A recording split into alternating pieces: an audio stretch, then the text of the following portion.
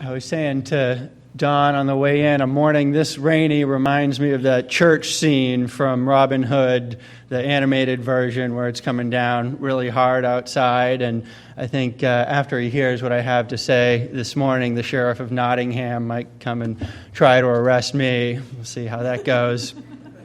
But it's been going on 4 years since I've been arrested, and so could be time again. We'll see. There's a thread in American history of social movements of those who are on the most progressive, forward fringe of movements, having connections, being bridged to the liberal mainstream by leaders and participants who act in those movements, primarily in that kind of bridge role. The folks who are sort of most visionary, they, I would say, are defined by taking unpopular stances and using unusual methods to accomplish those, and in the process are uncompromising in the principles that they share throughout the movement. So a lot of times I will use the word radical to refer to those folks at the forefront, and there's a lot of different terms that you might name that dynamic with. So you've got sort of that radical forefront, and then also the folks who are bridging the gap between them and everyone who's coming along. We have a few of those bridge builder types in Unitarian Universalist history, probably most famously Reverend Theodore Parker, who preached theological radicalism in 1838 with his sermon, The Transient and the Permanent in Christianity, arguing that Jesus was no more divine than other humans. This caused a schism between him and the other Unitarian ministers of Massachusetts of his day. He was asked to resign his fellowship from the Fellowship of Unitarian Ministers there. He was also a radical abolitionist. He kept a pistol on his desk while he was writing sermons so that he could protect fugitive slaves in Massachusetts, this during the era of the Fugitive Slave Act. And he did often harbor fugitive slaves in his home, was ready and willing to protect them as necessary. Parker had a Bible among his belongings that when he died in 1860 was passed down in his family, in the family of New England Unitarianism, to a young man in the early 1900s named Reverend John Haynes Holmes.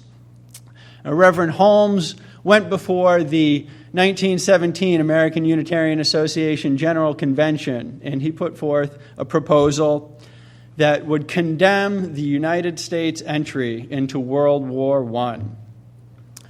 One of the lay leaders, one of the very prominent and important lay leaders who opposed this proposal was none other than former U.S. President William Howard Taft.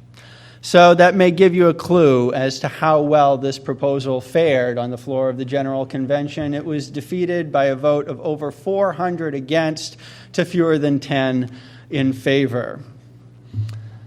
But Holmes said his pacifism, his Unitarian principles called him to condemn United States entry into World War I, and he was not going to sacrifice those. He, echoing Parker, those many years ago, resigned his fellowship from the Unitarian ministry. But the interdependent web is strong.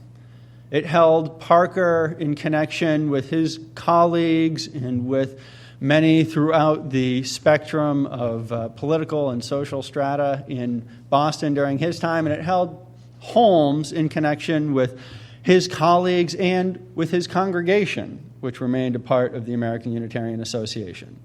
That congregation was the Community Church of New York. Holmes was one of the founders of the Community Church movement, and in pastoring to that congregation, in being its prophetic voice, he remained in connection with the socialist and communist voices of his era who gathered at the community church, as well as with the elite wealthy bankers of Manhattan who he pastored to, with folks in between in various different constituencies. He was a founding member of the Fellowship of Reconciliation, of the ACLU, of the NAACP, and at the end of his career, he was invited back in to the Fellowship of Unitarian Ministers after about 30 years passing from when he resigned over the course of his career. His colleagues saying, we want to reincorporate you. We want you to be part of the fold. He, in that post-1917 period of being a networker and a bridge builder between those many different, sometimes mainstream, sometimes radical groups, also had a correspondence with Mahatma Gandhi. He was one of the first Americans to be writing to Gandhi and to be directly influenced by Gandhi's nonviolence and his nonviolent teachings. They were able to meet in the 1930s in England. And so when I read about that as a teenager with Gandhi as one of my heroes, I was like, all right, I got a new Unitarian minister hero. This is great. So I find myself asking quite often, what would it look like today to be that kind of left liberal bridge? What are the opportunities that we have now in the 21st century to bridge those radical voices and mainstream liberalism? And I'm very optimistic, very happy to look at opportunities that we have today to build those bridges, because I think particularly in the realm of racial justice, we are coming into an era where the door is wide open for creating and cultivating and growing and sustaining the kind of collaborative relationships that can usher in a new era in American social change. We have old questions that we're coming up with new opportunities to answer. When I was at the Ministerial Fellowship Committee 3 years ago for an interview, UUCA's own Tony Stringer asked me a question that's stuck with me and that I wanted to get a chance to share. He said, "Name an influential African-American Unitarian Universalist since 1961 other than Bill Sinkford." Bill Sinkford being the former president of the Unitarian Universalist Association. And so I looked at Tony and I said, and I couldn't think of anybody right away. And then with all of the relief that you might expect from a young white liberal being asked a question about race that he was unable to answer for a short time, I said, Reverend Mark Morrison Reed. Mark Morrison Reed is an author who has published many books, including Black Pioneers in a White Denomination, one of my favorite books to read during the ministerial formation process, and one that I would recommend to anyone. It's a very interesting biography of a couple of Unitarian ministers in the early 20th century who were black and had varying degrees of difficulty being Unitarian ministers, in part because of the color of their skin. So Mark Morrison Reed, someone that I'm very proud to have been able to speak about in that moment, but the difficulty in thinking of someone brought to mind the question for me of the traditional liberal quandary. How do we promote leaders of color in our denomination without tokenizing? The answer that we are coming to slowly as a movement and as a faith tradition is that we must fight to abolish, not reform, but abolish racist institutions in our society. Within existing racist frameworks, we will always have to choose the least worst way of being racist. But if we abolish institutions, then we can be in genuine solidarity with our siblings in spirit in building beloved community. How might we do that? What is that going to look like, possibly. This summer's General Assembly gave us a little bit of direction, gave us some very good direction, I think. A UUA hashtag Black Lives Matter action on immediate witness adopted this summer states, 2015 General Assembly encourages member congregations and all UUs to work toward police reform and prison abolition.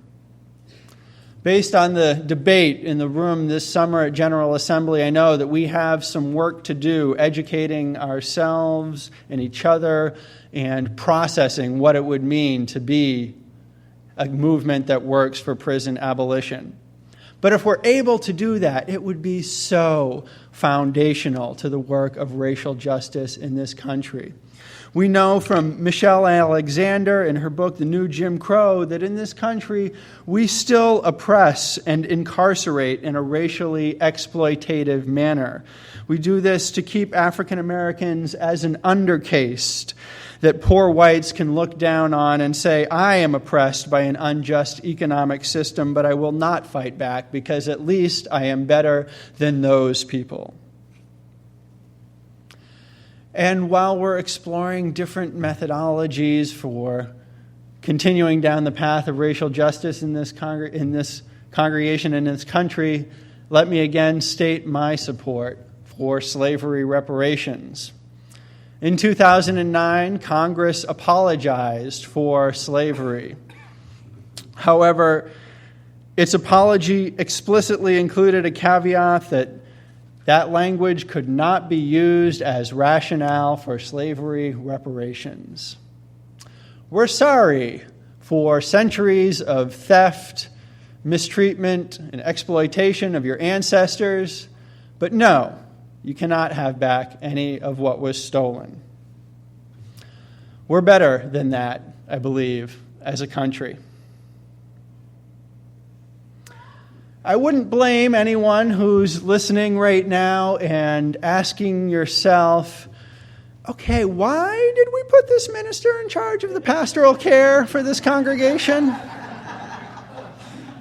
Not hearing a whole lot of that in there, Jonathan. Pastoral care and justice making are inseparable. In order to be good at doing any sort of racial justice, any sort of justice making, we must be effective at doing pastoral care also. We know that when folks have crises in their life, traumas, moments of difficulty, these are opportunities for growth in folks' lives when things change because things are different. And when we can be there for each other in those moments, nothing is more powerful for building faith and confidence in each other, in being there for each other, in our faith communities and their capacities to support us at those times. On an organizational level, we can build that faith and that confidence also between organizations if we are able to do it without rejecting who we are, what we bring to the table, and also without rejecting who our partners in this work are. We must both bring our own premises to this work, and we must listen and hear and understand and accept where it is that our collaborators, our co-conspirators in building the beloved community are at. I've had moments as a pastoral caregiver where I've messed up either side of this, where I've forsaken the premises that I brought into the room as a Unitarian Universalist and given those up for the sake of trying to create a connection with someone that ultimately, of course, didn't work because of that. And I've had moments when I missed the mark in trying to understand and accept where the other person was coming from when they needed acceptance and understanding. In either case, you're not going to be able to form the transformative partnerships that can lead to creating deep and needed social change that can create genuinely building the beloved community. When we have both of them, we can form those sorts of transformative partnerships that will help us to go forth and to be able to look back on this period in history eventually as one in which our social change movements were successful, in which we adapted the lessons of our past leaders and past heroes,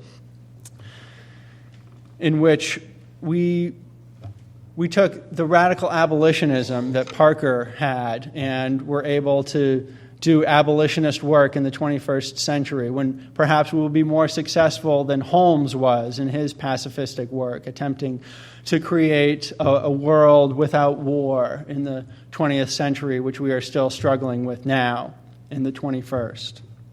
Well, I believe that nothing is impossible for pure love.